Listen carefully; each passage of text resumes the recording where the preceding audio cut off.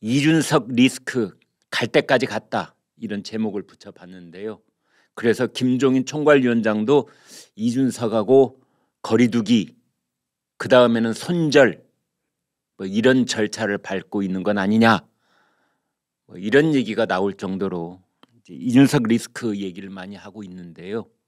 윤석 당대표가 된 다음에 뭐 만나는 사람마다 뭐 충돌하는 모습 보였었지요.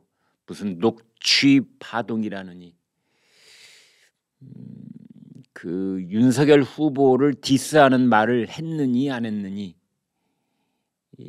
그래서 원희룡 전 제주지사하고도 한동안 시끄러웠다가 또 최근에 와서는 조수진 최고위원과 또 정면으로 충돌을 해서 그 자리에서 박차고 밖으로 나가고 그 뒤끝으로 상임선대위원장 그다음에 홍보미디어 총괄본부장 다 사표를 내고 두 번이나 집을 뛰쳐나간 소년처럼 그렇게 돼 있고 그래서 뭐 조수진, 김용남 두 사람을 징계위원회에 회부하겠다 이렇게 으름장을 놓고 있는 상황인데 또 국민의힘 초선 의원들은 계속 모임을 갖고 이준석 대표가 복귀해야 되는 거 아니냐 이런 얘기를 하고 있는데요. 이런 상황 속에서 폭탄이 하나 툭 떨어졌습니다.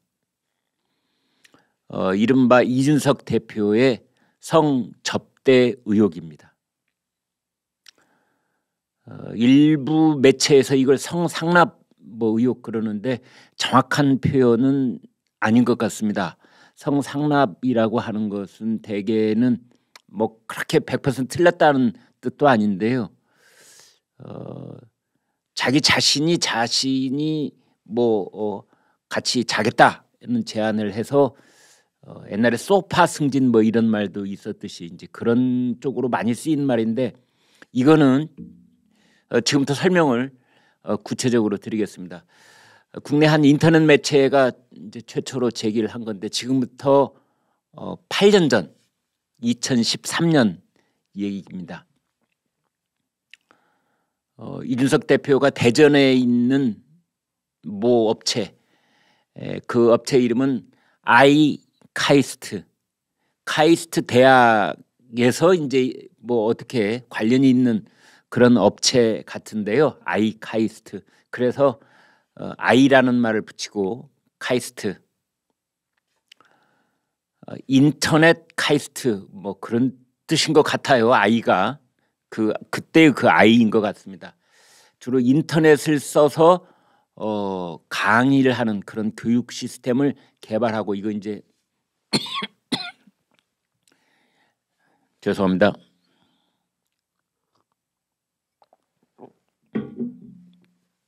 그런 회사인 것 같은데 김성진이라는 사람이 거기 대표입니다. 사진 좀 보여주십시오. 이렇게 생긴 사람입니다. 김성진 카이스트 대학원 산업디자인 석사 아이팩토리 대표 카이스트 대표 뭐 휴모션 대표 테슬라 바이오랩 대표 이제 저 김성진이라는 사람이 마당발로도 또 이제 소문이 나 있는데 그 중앙의 이 유력 인사들하고 뭐 아주 가까운 그 친밀을 과시하는 이제 그런 스타일인 것 같습니다. 그때 2013년이라고 하면은요 박근혜 정부 초기인데 그때 새누리당이지요. 그때 참 새누리당 잘 나가던 때였죠. 네. 민주당은 그 허름한 선술집에서 소주잔 기울이고 있을 때 새누리당은 강남의 룸살롱에서 이 위스키 마시던 그런 시절이라고 정치부 기자들은 기억하고 있더군요. 이제 그러던 시절에 그 청년을 대표한다는 이준석 지금이 36살인데 8년 전이면은 28살이죠. 28살 이준석 청년이 이제 대전회를 갔는데 대전 유성에 주피터라는 나이트클럽이 있답니다. 그래서 김성진이 이 이준석을 주피터라는 나이트클럽에서 술 대접을 하고, 제가 이 비속어를 좀 쓰겠습니다. 이른바 풀코스라는 것이 뭐 그 시청자 여러분께서도 아실 겁니다. 왜 1차, 2차 또는 술을 마신 그 뒤끝에 호텔방을 잡고 거기에 성 파트너를 또 이렇게 넣어주는 뭐 이런 거를 그때 아주 비속어로 은어로 썼던 그런 건데, 이제 그런 거인 것으로 보입니다. 거기에 리베라 호텔이 있는데 지금은 없어졌다더군요. 그러니까 주피터에서 술을 먹고 리베라 호텔에 뭐 2차를 모시고 그것을 김성진이라는 사람이 접대를 했다. 돈을 냈다. 2번. 이거를 폭로를 한 겁니다. 접대를 받은 사람은 이준석. 그리고 이준석은 그 당시에 배움을 나누는 사람들, 배나사 대표 뭐 이렇게 돼 있었죠. 그때 이 배움을 나누는 사람들 여러분 기억에 잘 없으실 겁니다. 이준석이 어떻게 박근혜 대통령의 눈에 띄어서 픽업이 됐느냐. 그때 이제 외국의 유명 대학, 하버드 대학 이런 데 출신들 중에서 국내에 있는 참 갸륵한 이 청년들이 이 이른바 사교육 혜택을 받지 못하는 그런 청소년들을 상대로 해서 재능 기부를 했던 뭐 그런 일이 있었습니다. 그게 배움을 나눈다. 그런 사람들이다. 배나사. 그래서 뭐 조선일보를 비롯해서 신문에도 다 소개가 됐었습니다. 그러자 이제 박근혜 대통령이 보면은 참 기특하게 보인 것이지요. 해외에서 그렇게 돈과 오랜 시간을 들여서 이제 가방끈 길게 공부해온 청년들이 국내에 와가지고 이 배움의 길이 어려운 그런 청소년들을 위해서 재능 기부를 한다니까 그때부터 눈여겨 이제 봤던 겁니다. 그래서 발탁이 된 거죠. 그런데 아무튼 이준석 대표가 당시에 그렇게 대전에 가서 이제 이 김성진이라는 사람한테 여러 차례에 걸쳐서 아무튼 향응, 접대, 그리고 이제 성상납이라는 말로 표현되는 풀코스의 접대를 받았다. 이런 건데 육하 원칙에 따라서 시간, 장소, 내용 이런 것들이 아주 구체적으로 적시가 되어 있습니다. 그러면 이런 것들은 누가 어떻게 제보를 했을까라는 점이지요. 이런 것이 딱 정리가 되어 있는 이 제보 내용은 대개는 경찰이나 검찰의 피의자 진술조서에 나옵니다. 너 잘못한 거 있는 대로 풀어. 우리 다 알고 있어. 이제 이렇게 으름장을 놓으면은 딱 그 A4 용지에 자기가 알고 있는 걸 다. 너 그 대신 너 중앙정치에 너 발이 넓다고 소문 나 있던데 네가 접촉해가지고 접대한 사람들로 다 적어. 이제 그거를 모아놓으면은 이게 검찰의 피의자 진술 조서가 되는 거고, 여기에 내용을 보니 2013년 뭐 7월 며칠, 2013년 8월 며칠 거기에 뭐 주피터에 갔다가 리베라 호텔에 갔다가 그 다음에 그 뒤에 뭐 8월 하순경에는 선물을 900만 원어치를 줬다는 거 아닙니까? 그런 것들이 다 적혀 있는 겁니다. 그게 이제 검찰의 피의자 진술 조서가 될 텐데, 그것이 어떻게 해서 이제 제보가 된 겁니다. 그러니까 여기서부터는 제가 추측을 하는 건데요. 그것을 그 피의자 진술 조서를 가지고 있는 그 누군가가 성명불상자가 이 인터넷 매체에 직보를 했거나 아니면 다른 데를 우회해서 갔거나 그렇게 해서 이 김성진이라는 사람은 지금 감옥에 교도소에 있습니다. 다른 뭐 사기 사건 무슨 사건이래더라. 9년형 언도받고 지금 복역 중에 있습니다. 근데 그 사람이 처음에 그 2013년도에 그때 한참 잘 나갈 때 이제 여기저기 흥청망청 돈 쓰고 사람을 만났다 그러면 룸사롱에서 만나고 이랬을 때 그때 이 사람이 만난 사람 중에 이준석도 들어있는 거고, 그러면 왜 이 사람은 28살 이준석한테 그렇게 큰 돈을 쓰면서 접대를 했을까요? 그렇습니다. 박근혜 대통령이 대전에 오실 때가 있으면 우리 업체에 한번 오게 해다오. 사진 보여주십시오. 이렇게 되어 있습니다. 2013년 11월 29일 대전시 유성구 한국과학기술원 카이스트를 방문한 박근혜 전 대통령. 그 박근혜 전 대통령 오른쪽에 있는 안경 쓰고 얼굴이 통통한 저 남성이 바로 김성진입니다.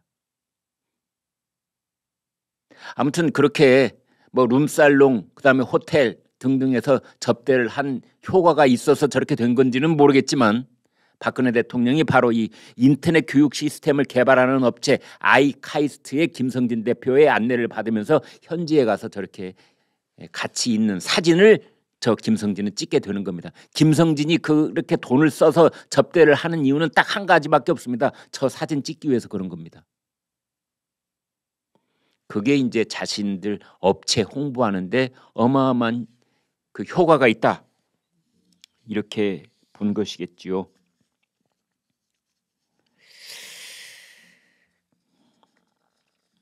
그러자 저런 거의 폭탄급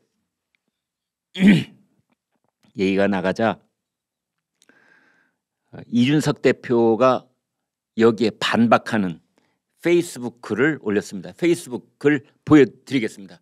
준비되어 있습니까? 보여주십시오. 페이스북 글을 보면은 오늘 가로세로 연구소에서 방송한 내용은 말 그대로 저와 관계가 없는 사기 사건에 대한 피의자 진술을 바탕으로 저에 대해 공격한 것입니다. 아이카이스트라는 회사에 대한 수사 중에 저에 대한 문제가 발견되었다면 그 당시에 수사가 들어갔을 사안이지만 저는 단 한 번도 수사를 받은 적도 이와 관련한 어떠한 연락도 받은 적이 없습니다. 1000여 페이지에 달한다는 아이카이스트 수사 기록 중에 발췌 없이 제가 언급한 내용을 모두 공개하십시오. 또한 저는 박근혜 대통령과 그 주변 인물들에게 아이카이스트라는 회사에 대한 어떤 제안도 한 적이 없으며 김성진이라는 사람이 본인의 주변인들에게 어떤 이야기를 했는지는 전혀 아는 바가 없습니다. 자료 전부 공개하지 않을 시에는 법적인 조치를 강구하겠습니다. 이제 그래서 저렇게 이번에 알려진 저런 폭로 내용을 부인하는 이제 그런 이준석 대표의 페이스북 글이 있습니다. 11시 김광일 쇼가 양쪽의 내용을 다 소개를 해드렸으니 저희가 이제 분석을 좀 해보겠습니다. 이준석 대표가 부인을 했다고 잔뜩 써놨는데 뭘 부인했다는 건지 모르겠어요. 그러니까 이 피의자 진술 조서, 김성진이라는 사람의 피의자 진술 조서가 있다. 1000여 페이지. 그건 이준석 대표도 확인한 것 같습니다. 여기서 포인트는요, 이준석 대표가 김성진이라는 사람하고 친한 사이인지 여부, 주피터라는 나이트클럽에 간 것이 사실인지의 여부, 그 다음에 거기서 술을 마신 다음에 여성과 함께 호텔을 갔는지의 여부, 900만 원어치 선물을 받았는지의 여부, 이거거든요. 근데 여기에 대해서는 아무런 말이 없습니다. 이준석 대표의 이 페이스북을 보면은 부인을 많이 하고 뭐 법적 조치를 강구하겠다고 이렇게 말은 돼 있는데, 이른바 육하 원칙에 따라서 조목조목 날짜, 시간, 장소 뭐 이런 것들이 다 적시되어 있는 폭로 내용을 정면으로 부인하는 말은 한마디도 없습니다. 그러면서 자료를 전부 공개하라. 이렇게만 하고 있습니다. 자료를 누구한테 전부 공개하라는 거지요? 이 인터넷 매체가 가지고 있는 걸 전부 공개하라는 뜻입니까? 아니면 피의자 진술조서를 가지고 있는 검찰이 이 자료를 전부 다 공개하라는 뜻입니까? 누구에게 주문하는지 그것도 불분명합니다. 저희들은 이 사건을 사실은 다루지 않으려고 했습니다. 왜냐하면 오늘 아침에 보니까 이른바 신문에서는 그 어디도 이번 사건을 다룬 곳이 단 한 군데도 없습니다. 아마 여러분 그 방송에서 이 얘기를 듣지 못하셨을 겁니다. 지금 인터넷 공간에서는 이 문제가 굉장히 시끌시끌하고 이게 또 일파만파 번져나가고 있고 사람들이 말을 하고는 있는데 이 제보자의 그 제보 내용이 이 사뭇 육하 원칙에 따른 이 시간, 장소, 날짜, 그다음에 뭐 누가 무엇을 어떻게 왜 이런 것들이 사뭇 길게 적혀 있기는 하지만 이게 신뢰성이 있는 거야? 아니면 말고야? 이제 이런 거에 대한 나름대로 이 크로스 체크가 되지 않기 때문에 메이저 언론에서는 아직 기사화하지 않고 있습니다. 그다음에 두 번째, 이게 범법 사실인가? 이 부분도 좀 모호한 경계선이 있습니다. 8년 전의 일인데 이준석 대표가 당시 누구하고 이 김성진이라는 사람하고 술을 마셨다는 것이 이게 범법인가? 뭐 이런저런 그 지저분한 내용의 접대를 받았다, 그것도 불법인가? 이건 누가 고소고발을 하면은 이게 수사에 들어갈 수 있는 사안인가? 뭐 이런 점들. 그다음에 이게 검찰의 피의자 진술조서, 그걸 누군가가 그 진술조서 자체를 그냥 제보를 했거나 아니면 그 진술조서를 이준석에 관계된 부분만 카피를 해갖고 복사를 해서 그것을 난짝 들어다가 제보를 했을 가능성. 아까 말씀드리는 거지만 이게 직접 그 인터넷 매체에 제보가 이루어졌을 가능성, 아니면 여기저기 거친 다음에 들어갔을 가능성. 근데 이 김성진이라는 사람을 조사한 곳은 대전지검입니다. 대전지방검찰청. 아마 대전지검은 알고 있을 겁니다. 조사를 해봐야 알 수 있겠는지는 모르겠지만 그때 그런 걸 조사한 적 있지. 김성진은 지금 감옥에 들어가 있지. 김성진이가 이렇게 접대했다는 피의자 진술조서가 남아있는데 그 캐비넷에 들어가 있는 그 김성진의 피의자 진술조서, 거기 접근할 수 있는 사람이 누구누구, 당시 수사검사는 누구누구, 다 나오지요. 뭐 1시간 이내에 다 나올 겁니다. 거기에 접근할 수 있는 사람, 그때 누군가 그걸 카피를 해놨든지 아니면 메모를 해놨든지, 그것이 그동안 잠겨 있다가 8년 만에 탁 나온 겁니다. 물론 사기 사건으로 뭐 9년형을 언도받은 사람이 검사 앞에서 했다는 얘기가 다 진실인지 아닌지 이것도 불투명합니다. 사실은 사기 사건으로 걸려 들어와서 9년형이면 굉장히 중형에 해당되는데 그 정도의 일을 벌인 자가 검사 앞에서 진실만 얘기했을 것이라는 보장이 어디 있습니까?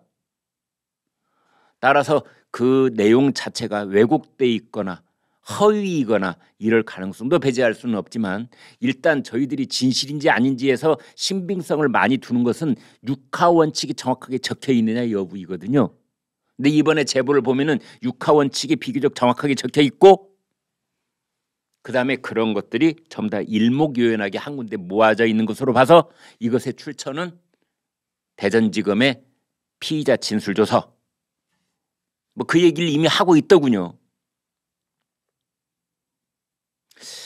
그렇다면은 이러한 폭탄 폭로는 전혀 사실무근으로 보이지는 않는다. 그리고 지금 이 내용이 앞으로 어떻게 굴러갈지 그 여부에 따라서 이준석 대표에게는 치명상이 될 수도 있겠다. 뭐 그런 내용들입니다. 여기에 음모론을 제기하는 쪽에서는 이제 이런 얘기도 합니다. 지금 이준석 대표가 눈에 가시 같은 그 누군가가 이것을 인터넷 매체에 어떤 결탁이 있어서 인터넷 매체의 손을 빌어서 지금 이준석 대표를 완전히 이 국민의힘에서 내몰기 위해, 그렇지 않아도 뭐 이준석 대표를 탄핵을 하느니 마느니 이런 얘기들이 있지 않습니까? 그런 거가 은밀하게 진행된 거 아니냐. 지금 가지고 있는데 이런 자료가 어느 날 갑자기 하늘에서 툭 떨어졌겠습니까? 누군가는 가지고 있었을 겁니다. 그러다가 타이밍이 지금이야 해가지고 터뜨린 거 아니냐. 네, 여러분 오늘 방송 어떻게 보셨습니까? 구독, 좋아요, 공유 눌러주셔서 여러분의 마음을 보여주십시오. 여러분의 마음을 보는 순간 저희는 엄청난 힘을 얻습니다. 고맙습니다.